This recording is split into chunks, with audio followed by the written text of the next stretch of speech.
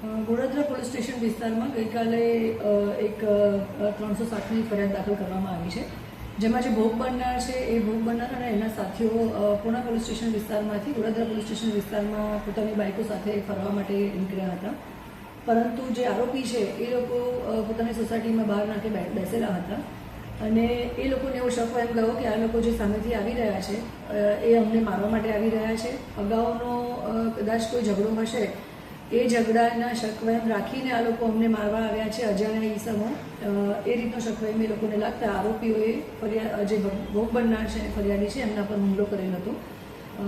પરંતુ એકચ્યુઅલી જે ભોગ બનનાર છે એ ક્યારેય આરોપીને મળેલા હતા નહીં અને આરોપીઓ ઉપર હુમલો કરવા માટે પણ ન આવ્યા હતા.